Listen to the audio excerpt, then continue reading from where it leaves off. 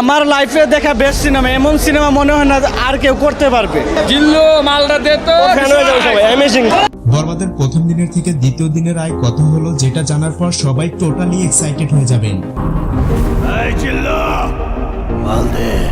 অতীতের সকল রেকর্ড ভেঙে দিতে যাচ্ছে শাকিবের এই সিনেমা, বলছি সব বিস্তারিত।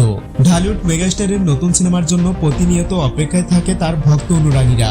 মাল্টিপ্লেক্স থেকে শুরু করে সিঙ্গেল স্ক্রিনেও দাপটের সাথে ব্যবসা করছে বরবাদ। দীর্ঘদিন যাবত এরকম একটা সিনেমার জন্য অপেক্ষায় ছিল বাংলা সিনেপ্রেমীরা।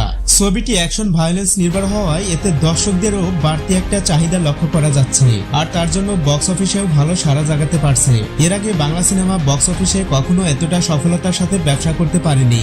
এটা কেবলমাত্র শাকিব খানের পক্ষেই সম্ভব, আর তার জন্য প্রযোজকরাও তার সিনেমার পিছনে বিনিয়োগ করতে কখনো ভাবে না। কেননা শাকিব খানই একমাত্র তারকা তার সিনেমার কোনো প্রমোশন ছাড়াই সুপার ডুপার হিট হয়। সিনে সংশ্লিষ্টদের ধারণা বরবাদ 100 কোটির ক্লাবে যাবে। পার্সোনালি বিষয়টি আমার কাছেও এমনটাই মনে হচ্ছে। প্রথম দিনের থেকে দ্বিতীয় দিনে আরো বেশি ভিড় লক্ষ্য করা গেছে। ঈদের দিনের আয় 10 কোটি প্লাস হলেও ঈদের পরের দিনের আয় দাঁড়ায় 13 কোটি, যা বাংলা সিনেমার জন্য নতুন রেকর্ড বলা চলে। অলরেডি তুফানকেও ছাড়িয়ে গেছে বরবাদ।